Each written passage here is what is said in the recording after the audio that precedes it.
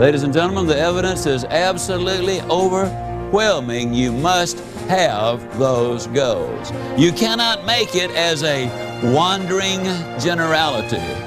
You must become a meaningful specific. Welcome to Goals by Zig Ziglar. You have important goals to achieve. Maybe there's a personal goal concerning your present relationships. You might have a financial goal to reach, or a professional goal concerning the next jump in your career. You also know that setting and reaching those goals requires specific action steps and a concrete plan. So why don't more people set goals? So many millions of people have been conditioned to believe that there is no use in setting goals because over a period of time, nothing good is going to happen to them anyhow. They've been told a lot of times that you cannot do things, don't expect it. The input basically has been negative. You're about to receive plenty of positive input, real-world success stories that show conclusively goals do work. But we won't stop there. You'll hear step-by-step instructions that will show you exactly how to set and get whatever goal you desire. Somebody once said that failure is the line of least resistance. Success occurs when opportunity meets preparation. I believe that is true. Get prepared to start receiving the rewards, the dreams, and the desires you've always wanted. Goals do work. And with Zig Ziglar as your teacher, you can't help but achieve every goal you set.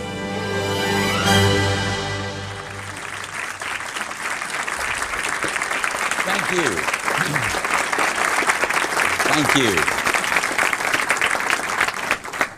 About 8 or 9 years ago, there was a new cafeteria that opened here in Dallas. And I like to eat in cafeterias because I can choose exactly what I want and I can see what I'm about to eat. So I was excited about this one because it was a new chain of cafeterias and give us a new source of eating. Well, the redhead and I rode past it. Now, my wife, incidentally, I refer to her as the redhead. She's a decided redhead, meaning simply that one day she just decided she is going to be a redhead. And when I talk about her, I call her the redhead. When I'm talking to her, Sugar Baby. And her name is Jean. Well, the redhead and I were riding down, and every time we would pass the cafeteria, the line was sticking out the door. Finally, the beautiful day came, no line out the door, we go walking in. When we walked in, we could understand why the line was not out the door because they had snaked it all over the place. We were already parked, so we decided to stay. She and I visited as we walked down the line, had about 30 people in it. We got to the end of that line and turned around, and there was another line of about 30 people. So we were walking and talking as we walked down, turned around, there's another line of about 30 people. But this time I could see what was going to be available. I could see between the people being served. And I made mental notes as I walked down the line, said, I believe I'll have me some of that. Yeah, and that looks good. Boy, I want me some of that. Boy, and I like the looks of that. I'll take me some of that. Now, it's important that you make these decisions because I don't care how prodigious your appetite is. You cannot eat some of everything on a big cafeteria line. So I had to make those choices. Finally, I got my tray and my silver, and I came down the line, and my choice has already been made, so I wasted no time. I said, I'll take me some of that, and give me some of that, and I want some of that, and I'll have some of that. Got to the end of the line, I reached in my pocket and pulled out my money. The lady held up her hand, and she said, no, you don't pay for it until you get ready to go. I said, you mean to tell me you're going to let me eat all of this food and not have to pay for it until I get ready to go? She said, yeah, that's just the way we do it. Well, I can't tell you the number of times I've thought about that because, you see, in one sense of the word, that is exactly like life, the cafeteria line is. In life, we have an incredible assortment of choices of the places we can live, the things we can do, the foods we can eat, the occupations we can follow. An incredible number of choices. That's the way the cafeteria line is. Life is just like that. But on the other end of the scale, life is 180 degrees apart from the cafeteria line. In the cafeteria, you eat and then you pay. But in the game of life, you pay and then you eat. You go to school, you study your lessons, you pass the grade. They move you up to the next grade until you graduate from high school. Then if you go to college, then you study your lessons again. You get your degree. Then if you go on to graduate school. And finally, after all of that is over, you get into your profession and you work a week, a month, or whatever. And then and only then, after you've done all of those things, qualified and then done the work, do you receive the pay. The farmer plows the ground, he plants the seed, he waters it, he fertilizes it, he nurses it along, he kills the insects, and finally the day comes when he can go to the fields and bring it in and take it to the marketplace, and then he cashes it in. That's the way it is. You first pay, and then you receive the benefits. As we look at this segment of personal growth, we're going to be talking about the fact that we've all got to have goals in life. Most of us, you see, are very much like this old boy down home. His wife sent him downtown to buy ham. He came home and she said, "Honey, you didn't cut the end of it off." He said, "You didn't tell me to." She said, "Well, I thought you knew. We always cut the end of the ham off." And he said, "Why?" She said, "Well, Mother always cuts the end of the ham off." He said, "Well, Mama's back in the kitchen. Let's go back there and ask her." So they went to the kitchen and said, "Mama, how come you cut the end of the ham off?" She said, "I always cut the end of the ham off because my mama cuts the end of the ham off." So the old boy said, "Well, let's solve this three-generation mystery right now." They got on the phone long distance. They called Grandma and they said, "Grandma, how come you cut the end of the ham off?" She said, "I cut the end of the ham off because my roaster is too small."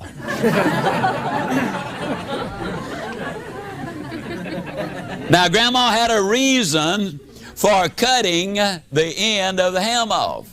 But the question is, do you have a reason?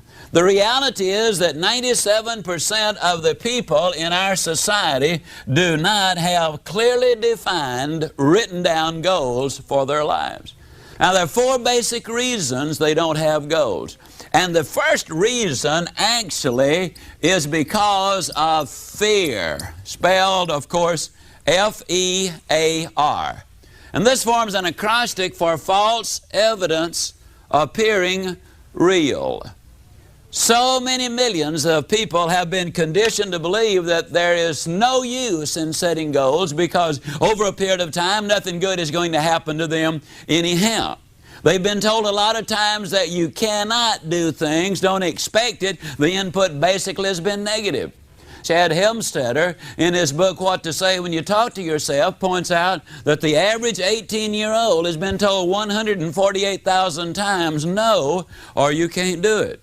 77% of our self-talk is negative. Dr. J. Allen Peterson, in his book, The Myth of the Greener Grass, points out that one computer study revealed that over 90% of the daily input in our minds is of a negative nature. And so a lot of people, therefore, simply do not set those goals. They've accumulated some false evidence, but it appears real, and they act accordingly. Because if it appears real, as a practical matter, it has the same impact as if it were real. For example, I could go into any city, just about anywhere in the world, with nothing but my handkerchief that I have in my hand, and I could rob a bank with my handkerchief in my finger. All I'd have to do is put the handkerchief across my face, put my finger in my coat pocket, aim at the teller, and say, "Give me your money." The evidence would be false. It would appear real. And that individual would handle it as if there were a real gun in there. Now, I'd walk out with the money. I might get shot on the way out, but at least that teller would surrender that money. You might have seen this. A young Cuban hijacked a plane to Cuba using nothing but a bar of soap. He put the bar of soap in a box. He said to the captain of the aircraft, "This is a bomb. Let's go to Cuba." They went to Cuba. The evidence was false. It appeared real. The thing about life, the thing about nature is this. Oliver Wendell Holmes years ago said, "The great tragedy in America today is not the waste of our natural resources, though that is a great tragedy." He said the real tragedy is the waste of our human resources. And the average individual will go to their grave with their music still in them. You see, man and nature are 180 degrees apart. We use up nature's natural resources by using them up. We use up man's natural resources by not using them at all. Fear keeps a lot of people from setting goals. The second thing that keeps a lot of people from setting goals is because they have such a poor self-image. They cannot imagine in their wildest imagination them becoming college graduates, getting the superb job, living in the nice home, winning the ideal mate. They cannot imagine themselves being financially successful or secure. Their image simply will not let them get there. Now understand again that we perform in accordance with the image or the picture we have planted in our own mind. Positive thinking will not work for the individual who is negative on himself. You got to have that positive image, that good self-image of yourself. One of the most amazing stories, which I believe really epitomizes what I want to say about this, is the story of Tom Hartman. On January the 28th, 1979, Tom Hartman attended a seminar up in Oklahoma City, Oklahoma. It was an all-day seminar. Later, I got a letter from him. Since then, he and I have become friends. We've corresponded a number of times, visited a number of times. And the gist of the story is this. He attended that seminar that day because his brother had an extra ticket. That was Tom's day off. There were about 1,500 or 1,600 other people there. Tom sat in the very center of the audience. In his first letter to me, he said, you know, Zig, as I sat there, I hadn't been there 3 minutes before I realized I was in the wrong place. You were in front of this audience saying some wild things, like you can go where you want to go, you can do what you want to do, you can be like you want to be. And I thought to myself, oh, brother, is that a bunch of baloney? I'd heard guys like you before. And to be honest, he said, it made me a little uncomfortable, and I looked around for a way for me to easily get out of there in case it got any worse, which is exactly what it did. It wasn't 3 more minutes when you actually had the gall to look at that audience, to all of us, and say, God loves you, and He wants the best for you. And I knew that was a bunch of baloney, and I really looked around for a way to get out, but there I was, stuck right in the middle. 1,500 or 1,600 people, and there was no way I could get up without creating a disturbance. So he said, I looked at my watch, and I just decided I would get out of there at the first break, and that would be the end of that. A few minutes later, you even made some reference to the fact that we were going to be dead longer than we were going to be alive, and therefore we needed to be setting those really long-range goals. Was it long when you had the audacity to say to us that man was designed for accomplishment? He's engineered for success. He's endowed with the seeds of greatness. Now when you said that, Zig, he said, I looked down and I thought to myself, well, it's at least partially right, because I was looking at a 63 1/2 inch waistline and 407 pounds of bulk. He said, I was coming off a devastating divorce. I had a job only because my employer was my friend, not because I was actually earning the money. Hadn't been to church in many years. I was so broke that every Friday night I was writing a hot check so I could get something to eat, and I would pick it up on Monday morning. This, as I said, was about 10 years ago. And he said, there you were saying all of those things. And I don't really know, Zig, what it was that you said. But somehow or other, something rang a bell in my mind. And I don't know whether it was because of the repetition or because somebody behind me said, that's right, or reinforced you in some way. But I reached over and I got my pen and I started to take notes on my yellow pad. He said, Zig, I took notes all day long. When I got through for the first time in my adult lifetime, I saw just a glimmer of hope. I so desperately wanted to get your set of tapes on motivation, but I did not have a dime to my name. And my brother, bless his heart, he loaned me the money. I went home that day and I listened to those tapes. That evening, 7 hours. I'd listen to you live 7 hours, now I listen to you 7 hours on tape. The next morning, I came in and the first thing I did was tell my boss that he no longer just had a friend on the payroll, that he now had an employee. And old Tom kind of grins and he said, I even told him I was going to start carrying my own weight. Now he said, Zig, you know, at 407 pounds, that represented a pretty substantial statement. He went over to Oklahoma City University that afternoon and enrolled in a couple of courses in psychology. He was already taking a couple of courses in history, and he decided to switch over so he could learn something about himself and something about his fellow man. The next day he went down to the Nautilus Health Studio. He decided to do something about his miserable physical condition. Then on Thursday he went down to one of the men's stores and laid aside about $700 worth of clothes with a minute down payment. When the owner of the store saw him buying size 47 coats and 39 slacks, he went to him and he said, "Mr. Hartman, who are you buying the clothes for?" Tom told me, he said, when I told him I was buying them for myself, he looked at me like he thought I was crazy. But I said to him, "Don't worry about it. I will wear these clothes out of here." Tom Hartman said, "You know, Zig, somebody might resist you once or twice or a dozen times. But when you keep telling them that you are important, that you are somebody, that you do have ability, that you can do things with your life," he said, "I just believe eventually that it will get through." And he kind of grins and he says, "Isn't it amazing? A message can go around the world, 24,000 miles in less than a tenth of a second. And then sometimes it takes years for it to go that last 1/8 of an inch." But he said, finally the message got through to me. I was listening every day, and as a matter of fact, Zig, he said, "I've listened to your tape so much that if you ever get a sore throat, don't you dare cancel the engagement.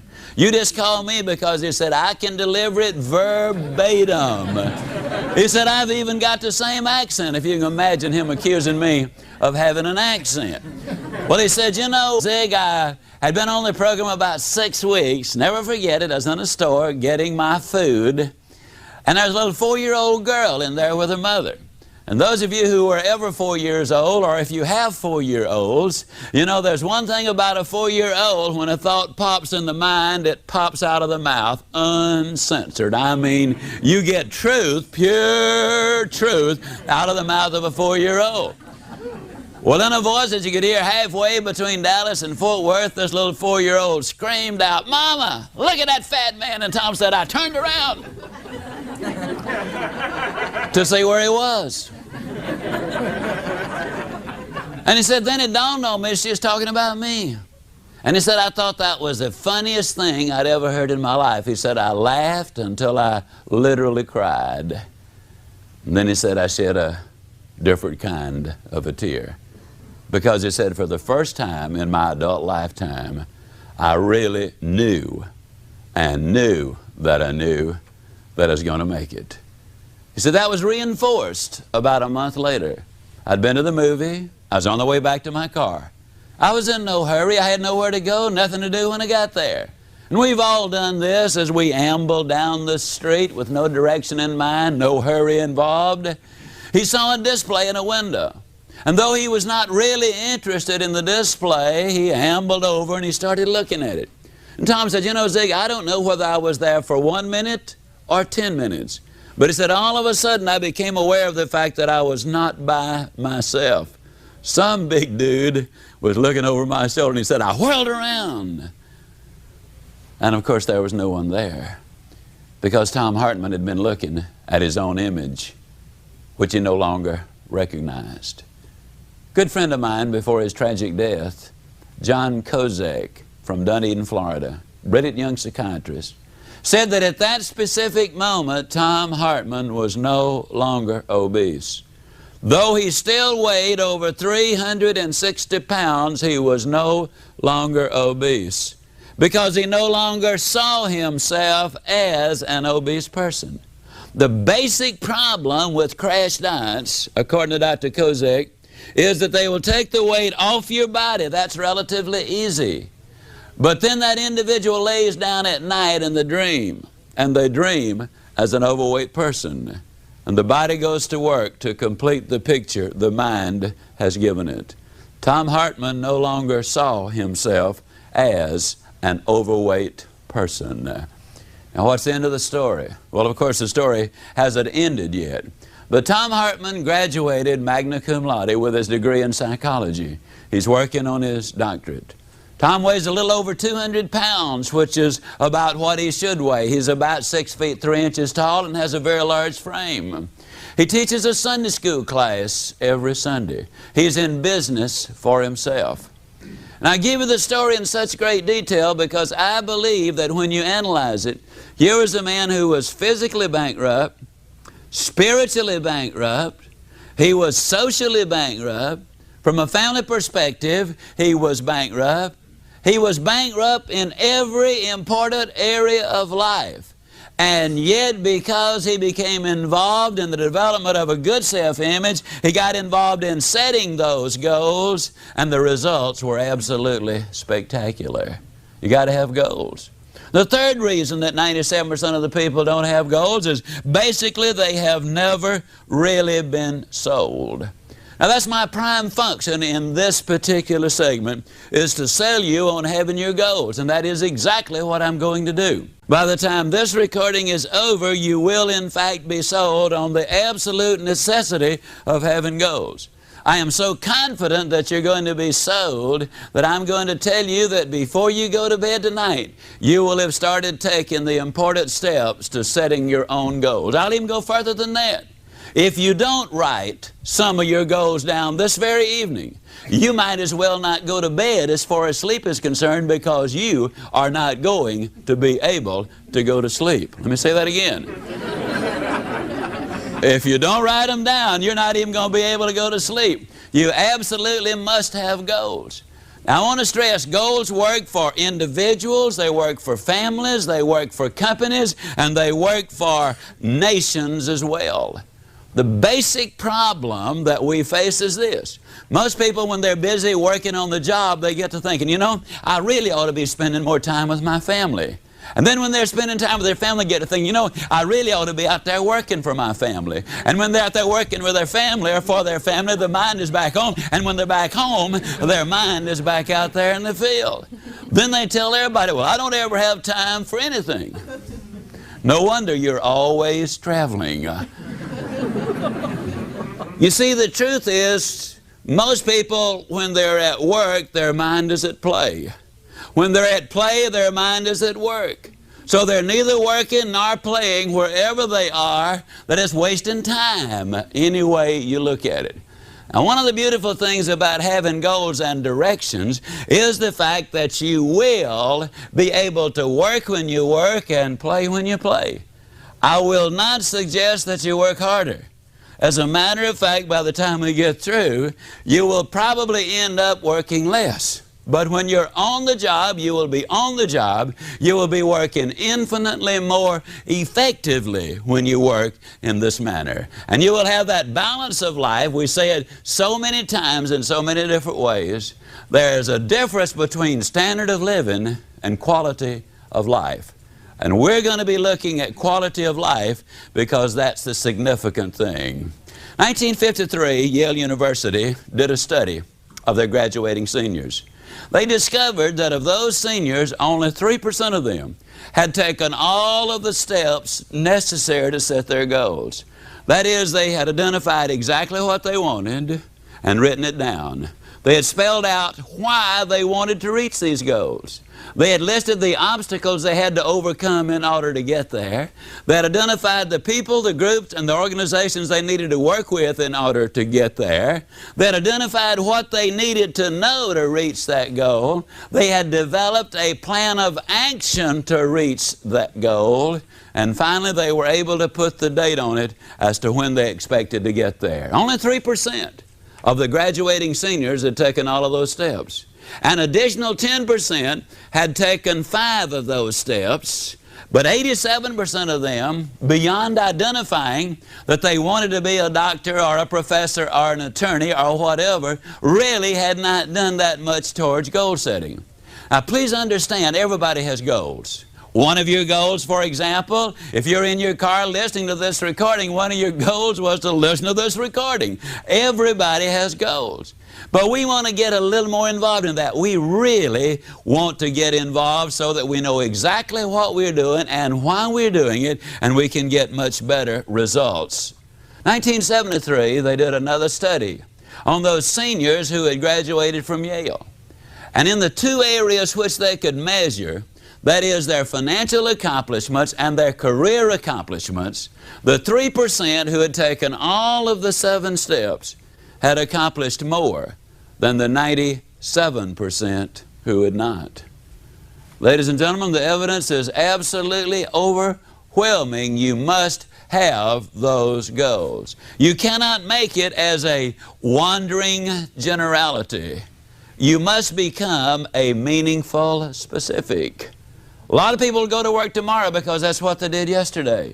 And if that's the reason you're going to go tomorrow, you won't be as good as you were yesterday because now you're 2 days older and you're no closer to the goal, which you do not have. A lot of people complain about lack of time. It is not lack of time in 99% of the cases. It is lack of direction. Direction literally creates time, and motivation creates energy. Let me see the hands of those in here who have ever had one of those days. Can I see your hand? You know what I'm talking about, don't you? All right. You get up early in the morning. You've got that critically important appointment at 8:30, and so you get up 2 hours early. You want to make absolutely certain you get there on time. And you walk out the front door, you're all spiffed up and spanked up. I mean, you're really raring and ready to go. You got a full hour to get there. But as you walk out, you notice that you've got a flat tire. That's the best thing that happens to you all day long. I mean, that is just the beginning point of it right there. You hustle and bustle and sweat, and you get the tire changed, then you got to change your clothes, you clean up, and you rush down to the appointment. You get there on exactly the specified time, and you see a little note on the door. Sorry, I was called out of town. Have thought the matter over. Have decided I'm not interested. Don't you call me. I will call you. You go down to the office and you're greeted with a ringing telephone as you walk in. It is your administrative assistant and she cannot make it for that day. You notice that it appears to be unusually hot, and that's because the air conditioner has cut off. A couple of hours later the plumbing breaks down, and one thing after another all day long until finally, mercifully, the day ends. And you're not whipped, you are whooped. I mean, you have had it. You wearily get your coat, you struggle out to the car, and you drive home with scarcely enough energy to walk in the front door. Your wife, of course, lovingly greets you there at the front door, and she said, "Honey, I'm so glad that you didn't have to work late, because today is the day."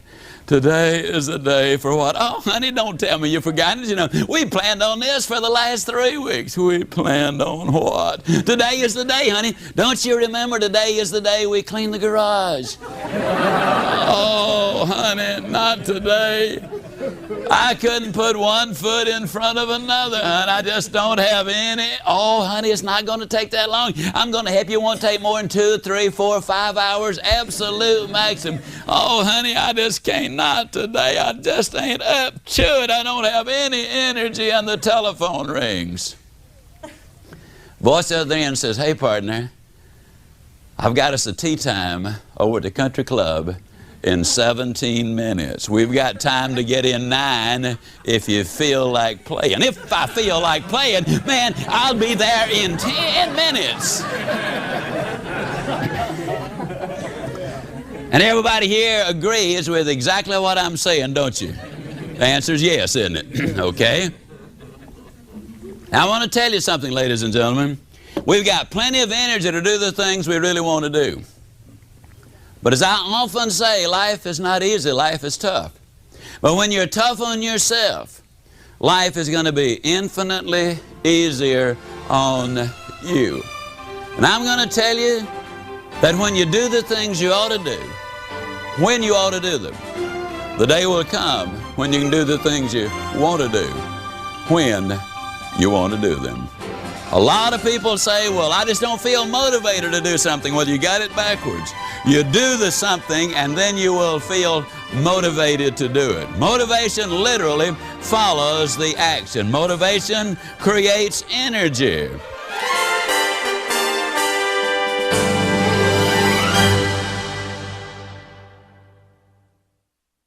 When you talk about goals, I love the story of Jean-Henri Fabre, the great French naturalist. He conducted a series of experiments with some processionary caterpillars, so named because they follow each other in a procession. He lined them around a flower pot until they formed a never-ending circle. He put some pine needles in the center of the flower pot, that is the food of the processionary caterpillar. They started going round and round and round, 24 hours a day, 48 hours in a 2 day, 72 hours, and then they kept going on and on for 7 full days and 7 full nights. They went round and round and round until they literally dropped dead from starvation and exhaustion. With an abundance of their favorite food less than 6 inches away, they had starved to death because they confused activity with accomplishment. A lot of people do exactly the same thing. You don't know where you live, but I can tell you something about your town. And I can tell you about somebody who's in the same business that you are. Some of them are doing exceptionally well, and some of them are not doing good at all. And I don't care what that business is. It's not the location. It is not our abilities. But basically it is because of our thinking and our direction that definitely is going to make the difference. There are so many people, you see, who never really get those directions in life. You've seen them in every company. They will come in and you watch them all day long. They're almost hyper. They're here and they're there and they're everywhere else. I mean, they're busy, busy, busy. But at the end of the day, you will still see a full desk and no evidence that they've accomplished anything, because they really don't have direction. The most outstanding example of goal setting that I have ever heard of has to do with the Japanese. In 1950, a war-torn, devastated Japan, a nation which had lost a higher percentage of its young men to war than any nation in the last 100 years, cities had been bombed out. They have no real natural resources. They have no iron ore. They have no coal. They have no oil. But in 1950, the leaders of government and business and industry got together. And they said, let's set a goal. Let's become the #1 nation in the world in the production of textiles during the 1950s. And they made it. In 1960, they set the impossible goal. And that was to become the #1 nation in the world in the production of steel. Now, in order to do that, they got to build the steel mills. They've got to import the iron ore from thousands of miles away. They've got to import the coal and the oil from thousands of miles away. They've got to manufacture the steel. Then they've got to ship it thousands of miles to its market and undersell its competition. Impossible. But the Japanese in this case did not look at what they did not have. They looked at what they did have, a willingness to work, and they worked hard. They reached their goal. In 1970, they set another goal. They said, during this decade, let's become the #1 nation in the world in the production of automobiles. They missed it by 1 year. It took them until 1980, when their plant became the largest and #1 producer of automobiles in the world. In 1980, they set another goal. They said, during this decade, let's become #1 in the production of electronics and computers. And all you've got to do is go to Videoland, and all you've got to do is look at the computer world today, and you can see exactly what they are doing. Because goals do work, whether it's for the individual, the family, or the company, or the nation. I'm absolutely convinced that we have a real threat unless we have our goals more firmly in place, and that is to remain strong so we will remain free. Goals absolutely work. I love the story of Sir Edmund Hillary. You might have heard it. Sir Edmund Hillary, you know, was the first man to scale Mount Everest, the tallest mountain in the whole world. Can you imagine him climbing down off that mountain? And one reporter comes up to him and said, tell me, Sir Edmund, how'd you climb the tallest mountain in the whole world? How did you do it? Do you think for one moment he said, well, I was just out walking around.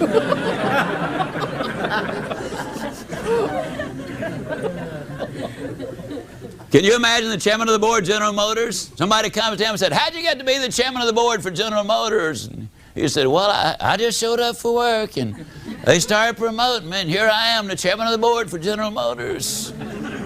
Can you imagine The coach of an NFL football team, Landry, for example, calling the Cowboys together one Saturday afternoon and saying, fellas, now, you know we're going to play them Washington Redskins tomorrow. That's a pretty tough bunch. We better think of something to do.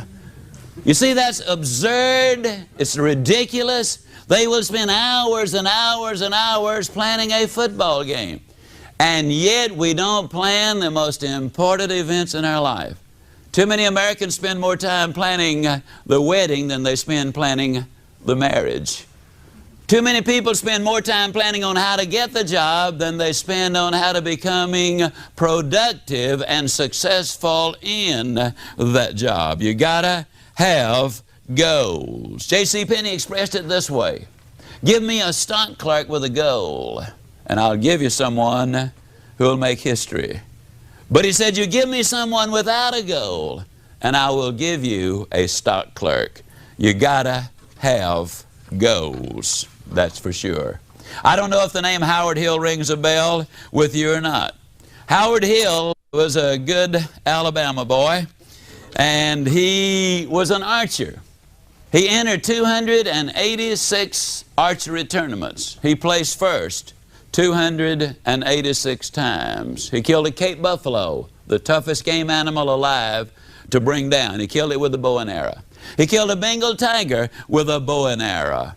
He killed a lot of game animals with a bow and arrow.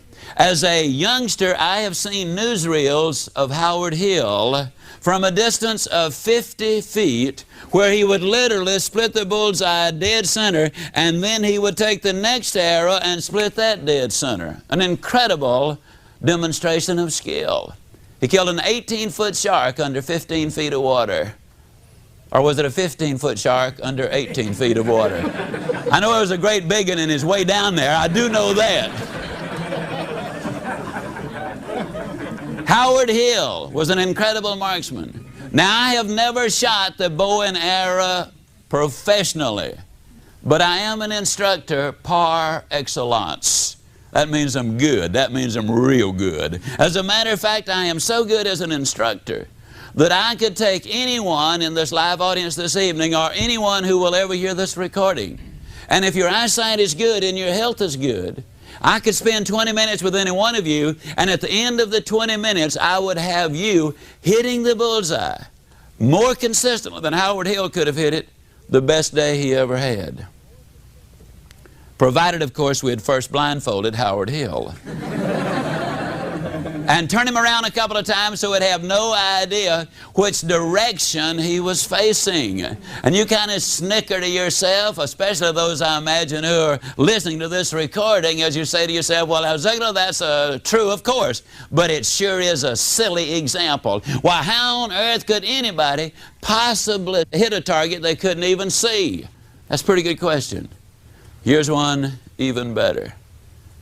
How can you hit a target you don't even have? Have you got your targets?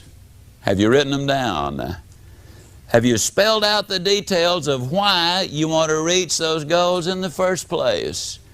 Have you identified the obstacles you have to overcome in order to get there? See, something stands between what you've got and what you want. If there was nothing between you and your goals, then you'd already be there. You got to find out what those obstacles are. Have you spelled out what you need to know to reach your goals? Have you identified the people, the groups, and the organizations you need to work with in order to get there? Have you devised a specific plan of action in order to get there? And finally, have you put the date on it? Now, the fourth reason that most people don't have goals basically is because they don't know how. Now, I'm going to give you some bad news and some good news, and as you know, you're going to get the bad news first. I mean, I'm not going to give you a choice. You get the bad news first. The bad news is this: if you really get involved in this goal-setting process, it will take you somewhere between 10 and 20 hours to really set your goals. If you really have a complex set of goals, it might take you 30 hours to set your goals. That's another reason so many people never do really set them, because that is a tremendous time investment. Now, that's the bad news. The two bits of good news that go with it. on the absolute authority of several years of personal experience and the experience of many, many people who've been doing this, I can assure you that once you have set those goals properly, you will have created for yourself an additional 3 to as many as 10 hours every week of your life for the rest of your life. Let me say it again. When you discipline yourself to do the things you ought to do, when you ought to do them, the day will come when you can do the things you want to do when you want to do them. The good news is this will give you an awful lot of time to pursue the things which you have a real interest. It will give you control of your time and your activities and your future. The rest of the good news is this. When you learn how to set one goal, you'll know how to set all goals. When you learn how to set a physical goal, you'll also know how to set a mental, a spiritual, a social, a family, a career, and a financial goal. Because there's a procedure. There's a formula for setting all of them. If you can figure out the answer to what 12 times 12 is, you can also figure out what the answer to 2,865 times 9,412 is. If you know the formula, you can come up with the answer. Now, to get you started on goals, let me share a little story with you, which I believe is significant. You see, I think as I tell this story and use this example, I think everybody ought to write a book. I don't necessarily believe you ought to get the book published or make any effort to get it published, but you ought to write a book. And I'll tell you what the title ought to be. What I think you ought to do to get the most out of life. Let me make a strong statement. If my book, See You at the Top, which has now sold 2 million copies counting foreign editions, if this book had never sold a single copy, I would still say this is the most profitable thing that I have ever done if it had never sold a single copy. Now, I'm not only talking about standard of living, but I'm also talking about quality of life when I make that statement. You see, this book really ought to be entitled, What I Think You Ought to Do to Get the Most Out of Life. As I was writing this book, I realized what I was doing was I was clarifying my thinking about what life was all about.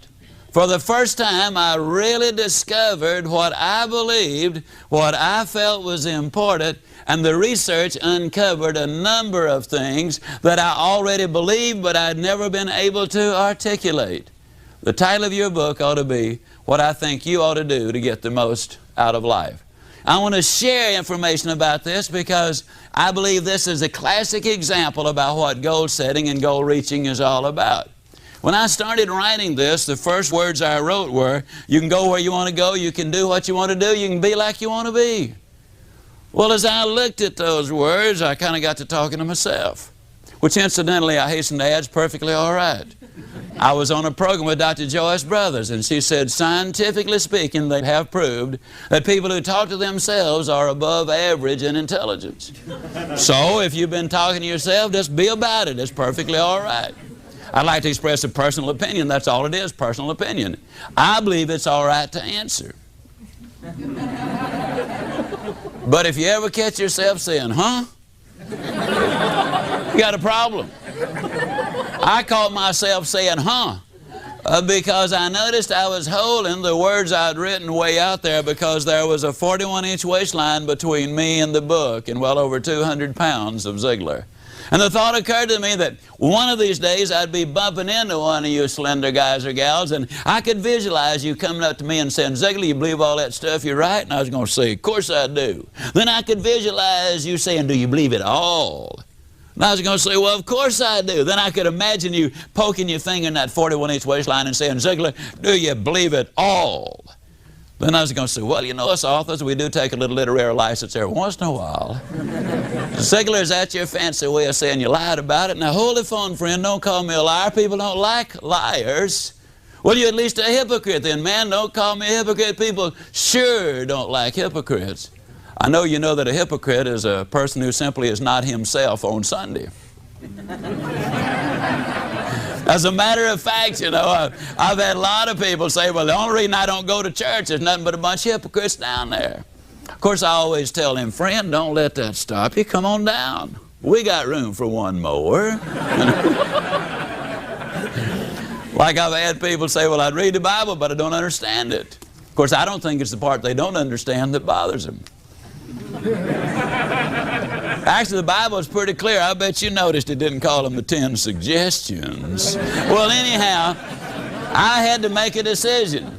I had to decide either to take those words out of the book or I had to do something about me. Well, my boy was 8 years old, and I've always felt that a father ought to be able to spank his children until they get to be at least 12.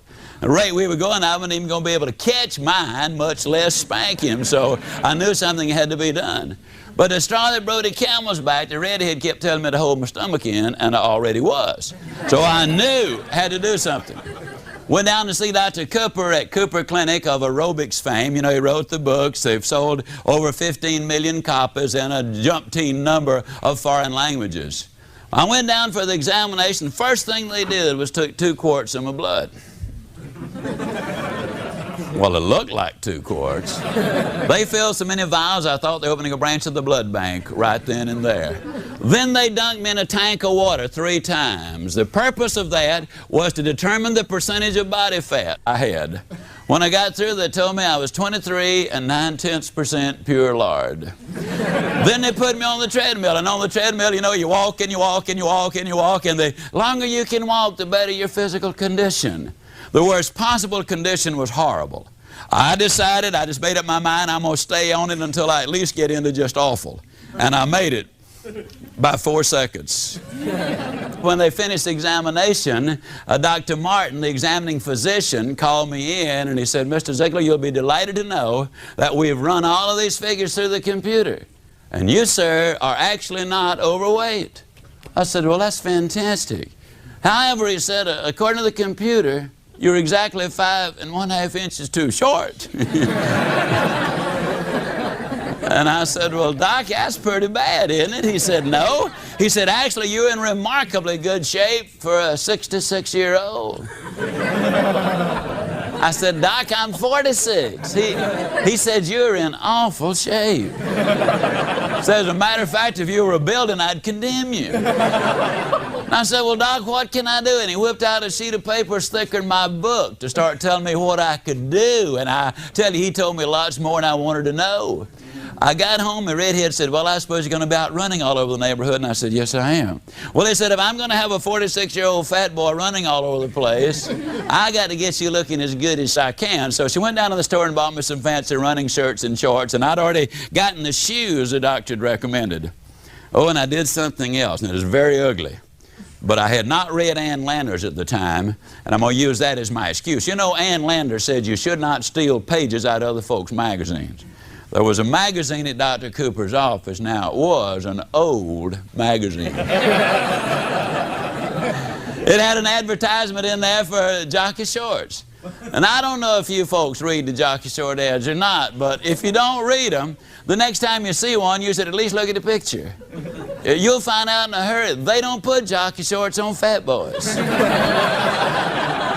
At least they don't have a good year. And so I took that picture out and I pasted it on my bathroom mirror and I said, now there's my hero. That's the way I'm going to look right there.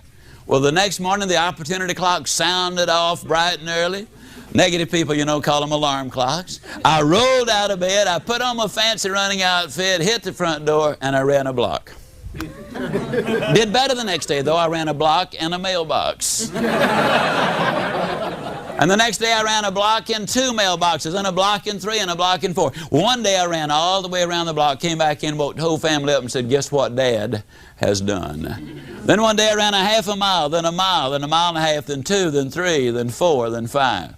The weight started coming down from 202 to 165. The waistline fell to 34.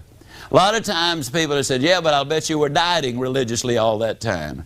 That is partially true because I did quit eating in church.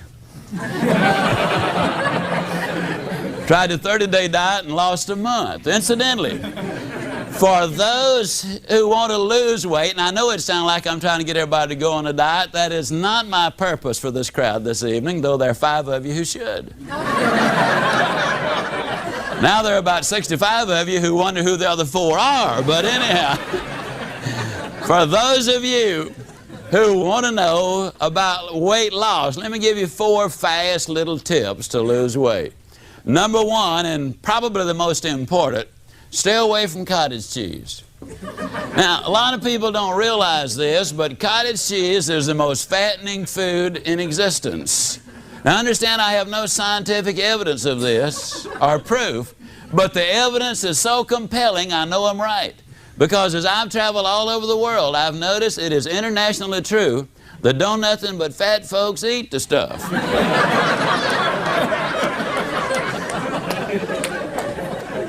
So stay away from cottage cheese. Number 2, get a thorough examination. This is on the serious side. Get a thorough examination from your skinny doctor. Now, if he's not slender, that means he doesn't believe in the importance of taking that care of his body, and he or she are not going to be very persuasive as far as their dealing with you is concerned. Get a thorough physical from a doctor who believes in what he's doing. The third thing is this: if the doctor starts to give you a prescription, do not walk out on the doctor, run out on the doctor. You didn't gain the weight taking pills, and you're not going to permanently lose the weight by taking the pills. Now, I'm going to make a claim which I could not prove in 10,000 years, but I honestly believe it's the truth. I believe that more people have lost more weight and kept it off as a result of listening to these recordings and reading See You at the Top than have ever lost on 99 9/10% of all of the diet books ever written. You see, diet really and weight is not really the problem. That simply is the manifestation of the problem. The fourth thing is, if you get a negative doctor, swap him off for a positive doctor. Now, what's a negative doctor? Basically, it's a doctor that always tells you what you can't eat. You can't have this, leave that alone, doesn't touch that. Man, stay away from this. What they're really saying is, now, if you like it, you can't have it. If you don't like it, eat all you want. That basically is what they boil down to. The thing I loved about Dr. Martin was the fact that he was so positive. I've never seen a more positive doctor. He is a slender young guy, runs in the Boston Marathon, does the good things. Dr. Martin said to me, Mr. Ziglar, you're going to be delighted to know that you can eat anything you want. He said, I have prepared a list of what you are going to want.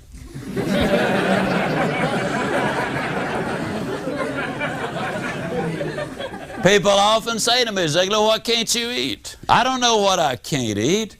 Why should I clutter up my mind with a bunch of stuff can't have anyhow? I can tell you that I can eat lots of chicken, I can eat lots of fish, I can eat fruits and vegetables and salads, I can eat on occasion good lean roast beef. I can eat just about anything that I want to eat. Now, I believe that a combination of diet and exercise to keep the weight off permanently is the key. In December, I injured my back, for example, and there was a 2-month span that I could not jog, and I picked up 8 pounds. See, my body retains ice cream. But when you put them together, the diet and the exercise, now we're on the right track. There are 4 reasons people don't have goals. One is because of fear. The second one is because of their self-image. The third one is they've never been sold, and the fourth one is they do not know how. A number of years ago, Mary Crowley made a statement. She said that one person with a commitment is worth more than 100 who only have an interest. I'm convinced that people who make commitments to reach their goals are the ones who are going to reach them. A number of years ago, a young coach at the University of South Carolina was fired after his first season on his first job. Not only did the head coach say, no more for you here, but he advised him to get out of coaching. He said, let's face it, you just don't have it. But the young coach had set his goal, he had made a commitment, he had said, someday I'm going to coach at the University of Notre Dame. Ohio State gave him a chance, and he was an assistant there for a couple of years. Then William and Mary called him, and he was their head coach. And then North Carolina State University called him, and for 4 years there, he had the best one-loss record they'd ever had. From there, he went into the pros and coached the New York Jets for a season, but he really missed coaching the young men and helping mold their character. And then University of Arkansas called him and had a phenomenally successful career there. He built the best one-loss record they had ever had. He went to the Orange Bowl, I believe it was in 1979. And before he went down to play the University of Oklahoma, the media had speculated that it would be a mismatch, that Oklahoma simply was too powerful. To compound the problem, 3 offensive players, as a matter of fact, the entire offense of that Arkansas team, were caught with a woman in the room. They explored, investigated, discovered that it was absolutely true, and the coach immediately dismissed all 3 players. The media again speculated that what he should do is decline the invitation of the Orange Bowl, let somebody else accept the invitation who would be a worthy opponent for the Oklahoma team. But the coach was a committed man. He looked at what he did have left and didn't worry about what he did not have. They accentuated the positive, if you will. They developed a specific game plan. The rest is history. They won the game. I believe it was by about 31-6. He left the University of Arkansas and became the head coach at the University of Minnesota. Now, when he accepted the Minnesota assignment, he said to them, "I will take the assignment provided you will give me one out. And that is that if the University of Notre Dame calls me to be their head coach, and if I take this team to a bowl within 2 years," there he is with those goals again. Well, 2 years later, the University of Minnesota was invited to play in a bowl, and the University of Notre Dame called Lou Holtz to be their head coach. Now, the interesting thing is this: they called him to be their head coach the day he dismissed those 3 players from his team when he was at the University of Arkansas several years earlier. Now, they made their decision then. They didn't put the call into him. But when that happened, they said, here is a man who is interested in building character and developing leaders. There's the man we want to be our coach the next time we have an opening as the head coach at Notre Dame University. I happen to know Lou quite well. We've been on seminars together, we've corresponded together, we've spent a little time together. He said that there never was any doubt in his mind about dismissing those players. It was the right thing to do.